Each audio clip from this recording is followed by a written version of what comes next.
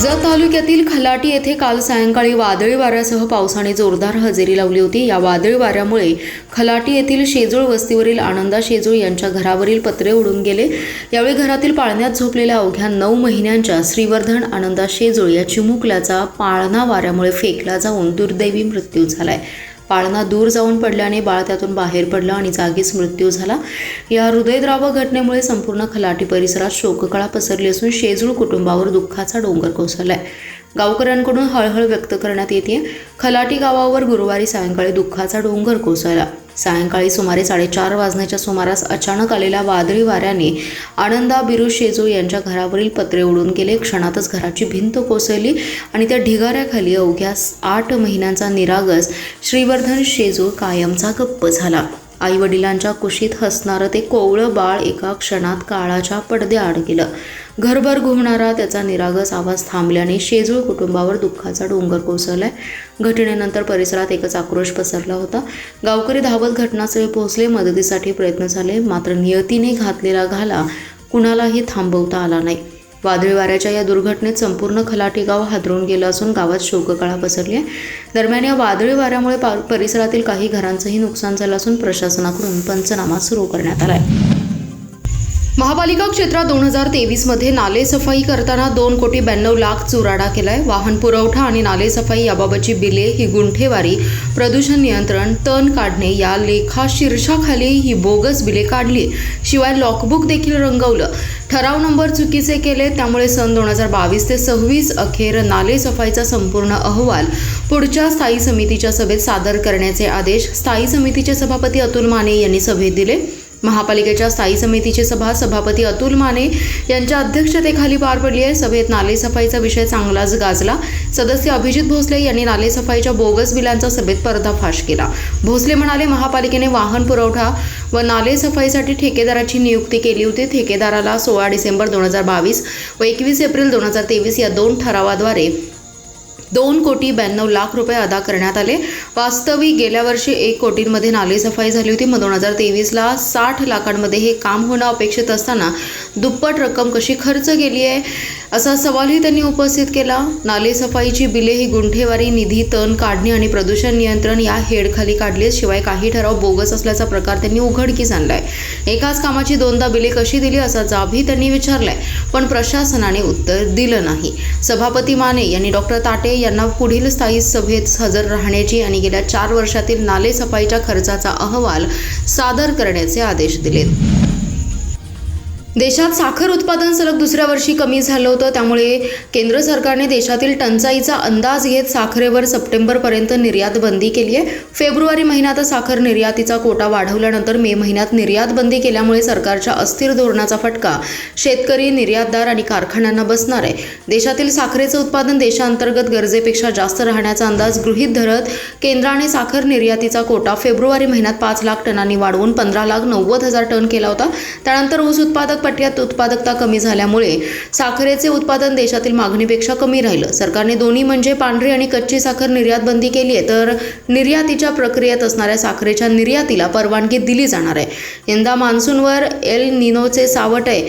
हवामान विभागाने यंदा सरासरीच्या 92% पाऊस राहण्याचा अंदाज व्यक्त केला आहे। तसेच पावसाळा संपल्यानंतर पाणी टंचाई भासण्याची दाट शक्यता आहे।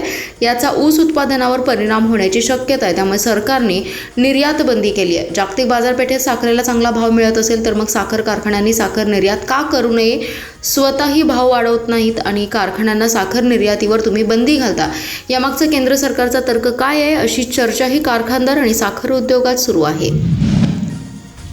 छत्रपती संभाजी महाराज यांच्या जयंतीचे औचित्य साधून महापालिकेच्या वतीने शहरातील त्रिकोणी बागेत उभारण्यात येणाऱ्या छत्रपती संभाजी महाराज यांच्या स्फूर्तीस्थळाचे भूमिपूजन करण्यात आले। या छत्रपती संभाजी महाराजांचा 14 फुटी पूर्णाकृती पुतळा आणि शिवशंभू स्मारक उभारण्यात येणार आहे। महापालिकेने येथील त्रिकोणी बागेत पुतळा व स्मारक उभारण्याचा निर्णय घेतला। यासाठी निधी मंजूर करून निविदा प्रक्रिया राबवली। संबंधित ठेकेदारास वर्क ऑर्डरही दिली आहे, मात्र हे काम सुरू करण्यात आलं नव्हतं। आता या कामाचं भूमिपूजन करण्यात आलं। यावेळी महापालिकेच्या स्थायी समितीचे सभापती अतुल माने, विरोधी पक्षनेते मंगेश चव्हाण, व राष्ट्रवादी शहर जिल्हाध्यक्ष प्राध्यापक पद्माकर जगदाळे, काँग्रेसचे शहर जिल्हाध्यक्ष राजेश नाईक, राष्ट्रवादीचे गटनेते मेनुद्दीन बागवान, राष्ट्रवादी शरदचंद्र पवार पक्षाचे गटनेते युवराज गायकवाड आदी जण उपस्थित होते। यावेळी अतुल माने म्हणाले, तत्कालीन उपमुख्यमंत्री अजित पवार यांच्या निधीतून छत्रपती संभाजी महाराज यांचा पुतळा उभारण्यासाठी 1,60,00,000 रुपयांचा निधी मंजूर आहे। त्यातून 12 फुटी उंचीचा चबुतरा आणि 14 फूट उंचीचा पुतळा उभारण्यात येणार आहे। त्यासाठी सर्व परवानग्या मिळाल्या आहेत। याशिवाय या ठिकाणी शिवशंभू स्मारक उभारले जाणार आहे। त्याचा आराखडा तयार करण्याच्या सूचना अधिकाऱ्यांना दिल्या आहेत। स्मारकासाठी निधी कमी पडू दिला जाणार नाही। शासन, डीपीसी, आमदार फंड, महापालिका यांच्या माध्यमातून निधी उभारला जाईल। सांगली मध्यवर्ती बस स्थानक परिसरात पुन्हा चोरटे सक्रिय झाल्याचे चित्र आहे। ईश्वरपूर ते सांगली असा बसने प्रवास करणाऱ्या शिक्षकेच्या पर्समधील 6,50,000 रुपयांचे 13 तोळे दागिने अज्ञात चोरट्यांनी बसमधून उतरताना हातोहात लंपास केले। सदर चोरीची घटना ही बुधवारी सायंकाळी 7:30 वाजण्याच्या सुमारास घडली। या प्रकरणी नूतन बाबासाहेब आळतेकर यांनी सांगली शहर पोलीस ठाण्यात फिर्याद दिली आहे। नूतन आळतेकर या मिरज हायस्कूल मिरज येथे शिक्षक म्हणून कार्यरत असून त्या मिरजेतील मंगळवार पेठ येथे राहतात। त्यांचे पती बाबासाहेब आळतेकर यांच्यावर भाजपचे जिल्हा सरचिटणीस म्हणून जबाबदारी आहे। सोमवारी दिनांक 11 रोजी फिर्यादी नूतन यांच्या परिचयातील शिक्षकांच्या मुलाचं लग्न असल्याने त्या पतीसह 4 चाकीने ईश्वरपूरला गेल्या होत्या। जाताना त्यांनी पिशवीमध्ये 13 तोळे सोन्याचे दागिने नेलं होतं। यामध्ये 80 ग्रॅम सोन्याचं गंठण, 30 ग्रॅमचा राणीहार आणि 20 ग्रॅमचे सोन्यातील कानातील डूल असा ऐवज होता। दरम्यान बुधवारी लग्नाचा कार्यक्रम संपल्यानंतर नूतन आणि त्यांचे वडील रघुनाथ माळी आणि मुलगा अर्णव यांच्या समवेत ईश्वरपूर बस स्थानकावर आल्या। तेथून त्या सांगलीकडे येणाऱ्या बसमध्ये बसल्या। सायंकाळी 7च्या सुमारास बस सांगली स्थानकावर आली असता बसमधील प्रवासी खाली उतरत असताना नूतन यांच्या खांद्याला अडकवलेली पिशवी कोणीतरी ओढली। त्यानंतर लागलीच त्यांनी पिशवी पाहिली असता ती एका बाजूने फाटलेली दिसली। तसेच आतील दागिन्यांचा बॉक्स लंपास करण्यात आल्याचं निदर्शनास आलं। जत तालुक्यातील मोटेवाडी येथील मरगुबाई मंदिर परिसरातील शेडची भिंत कोसळून 6 जणांचा मृत्यू झाला होता। या प्रकरणी उमदी पोलिसांनी निकृष्ट बांधकाम केल्याबद्दल चौघांविरोधात सदोष मनुष्यवधासह विविध कलमान्वये गुन्हा दाखल केलाय। या प्रकरणी पोलीस कर्मचारी लक्ष्मण बबन बंडगर यांनी उमदी पोलीस ठाण्यात फिर्याद दिली आहे। निकृष्ट दर्जाचे बांधकाम, कमी दर्जाचा वापरलेला माल आणि तांत्रिकदृष्ट्या अयोग्य शेड उभारल्याप्रकरणी कोंडिबा सुब्राव केसकर, आप्पासाहेब धुळा केसकर, सुनील रावसाहेब जावीर आणि किसन पूर्ण नाव माहिती नाही यांच्या विरोधात गुन्हा दाखल केलाय। मंगळवारी सायंकाळी 5च्या सुमारास मोटेवाडी गावच्या हद्दीतील मरगुबाई मंदिरामागील पत्र्याच्या शेडमध्ये भाविक थांबले होते। यावेळी अचानक आलेल्या वादळी वाऱ्यामुळे शेड आणि भिंत कोसळली। यात 6 जण जागीच ठार झाले तर 13 जण जखमी झाले होते। या प्रकरणी चौकशी केल्यानंतर पोलिसांनी निकृष्ट बांधकामाबाबत चौघांवर गुन्हा दाखल केलाय। पुढील तपास सहाय्यक पोलीस निरीक्षक बिरप्पा लातोरे करत आहेत। या दुर्घटनेत मंगल भाऊसाहेब मोटे, संगीता रामगोंडा चौधरी, शंकर आबा लोखंडे, अरुण विजयकुमार गेजगे, सोन्या लक्ष्मण गेजगे आणि कोंडिबा राऊबा गेजगे यांचा मृत्यू झालाय। तर दर्याप्पा कोकरे, मुरसिद्ध पुजारी, मरीबा कोकरे, विरू मोटे, सुभाष गडदे, शांता लोखंडे, उमेश लोखंडे, रमेश लोखंडे यांच्यासह 13 जण गंभीर जखमी झालेत। जखमींवर जत, सांगली, मिरज, विजापूर येथील विविध रुग्णालयात उपचार सुरू आहेत।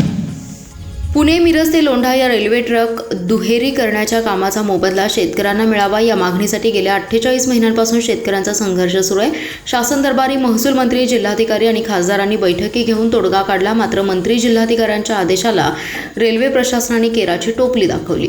शेतकऱ्यांच्या जमिनी घेऊन त्याचा मोबदला मिळत नसल्याने अखेर संतप्त झालेल्या पलूस तालुक्यातील शेतकऱ्यांनी आज नांद्रे आणि वसगडे गावातील बाधित शेतकऱ्यांनी जलसमाधी आंदोलन केले। 2019 पासून बेकायदेशीर शेतजमिनीमध्ये रेल्वे विभागाने उभे केलेले cable, location box, electric pole आणि इतर साहित्य काढून रेल्वे हद्दीत आम्ही ठेवत आहोत।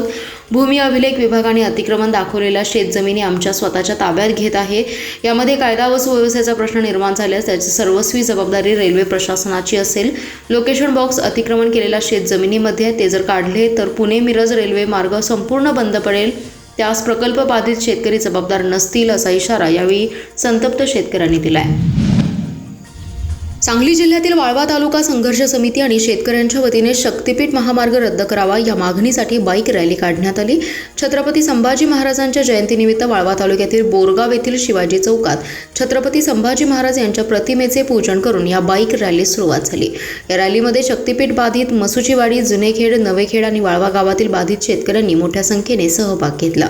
तसेच क्रांतीवीर नागनाथ अण्णा नाईकवाडी यांच्या स्मृतिभूमीस अभिवादन करून ही बाईक रॅलीज इस्लामपूरकडे रवाना झाली। यावेळी कॉम्रेड धनाजी गुरव यांनी सरकार आणि राज्यकर्ते शेतकऱ्यांच्या विरोधातील असल्याचा आरोप केलाय। छत्रपती शिवाजी महाराज आणि संभाजी महाराज यांनी रयतेची, जनतेची आणि शेतकऱ्यांची काळजी कशी घ्यावी हे शिकवलं असून त्याच विचारांवर आम्ही शक्तिपीठ महामार्ग होऊ देणार नाही असा निर्धार व्यक्त केलाय. जत आणि मिरज तालुक्याला वादळी वाऱ्याचा प्रचंड तडाखा बसलाय. सुमारे 150हून अधिक घरांचे, गोट्यांचे आणि शेडचे पत्रे आणि कौले उडून गेले. त्यामुळे 2 जण जखमी झालेत. जत तालुक्यातील कोणी, कुनूर यासह आसपासच्या गावांमध्ये वादळी वाऱ्याने घरांची मोठी पडझड झाली आहे. जत तालुक्यात जवळपास 100हून अधिक घरे, गोठ्यांचे छत्त उडून गेले तर काही ठिकाणी भिंती देखील कोसळल्यात. त्याचबरोबर झाडं देखील उन्मळून पडलेली आहेत. विद्युत खांब कोसळली असून अनेक रस्त्यांवरील झाडे उन्मळून पडलेत. मिरज तालुक्यातील पूर्व भागाला देखील वादळी वाऱ्याचा मोठा फटका बसलाय.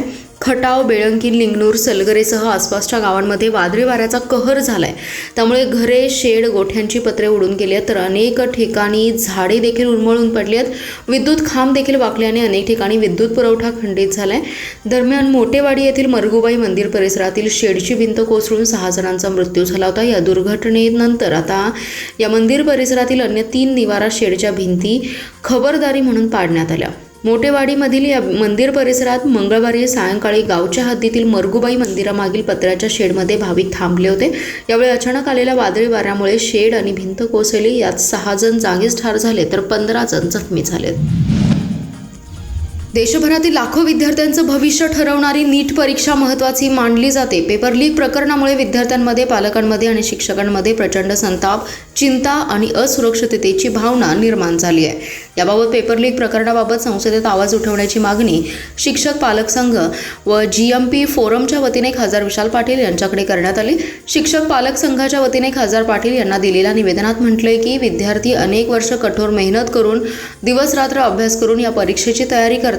पालक मोठ्या आर्थिक अडचणी सहन करून मुलांच्या शिक्षणासाठी प्रयत्न करतात. अशा परिस्थितीत पेपर लीक सारख्या घटनांमुळे प्रामाणिक विद्यार्थ्यांवर अन्याय होत असून त्यांच्या मानसिक आरोग्यावर गंभीर परिणाम होत आहे. या प्रकरणामुळे देशातील परीक्षा व्यवस्थेवरील विश्वास कमी होत चाललाय. विद्यार्थ्यांचे करिअर, त्यांचे भविष्य आणि मेहनत धोक्यात आली आहे. त्यामुळे या संपूर्ण प्रकरणाची सखोल चौकशी करून दोषींवर कठोर कारवाई करण्यात यावी अशी विद्यार्थ्यांची पालकांची प्रमुख मागणी आहे. या गंभीर विषयावर संसदेत आवाज उठवून विद्यार्थ्यांना न्याय मिळवून द्यावा, तसेच भविष्यात अशा घटना पुन्हा घडू नयेत यासाठी मजबूत आणि पारदर्शक परीक्षा व्यवस्था निर्माण करण्यासाठी शासनाकडे मागणी करावी अशी मागणी यावेळी करण्यात आली. यावेळी Amol Koli, doctor Vinay Sankpal, doctor Vishal Magdum, doctor Iqbal Mujawar, doctor Iklakh Mujawar, doctor Firoz Tamboli उपस्थित होते.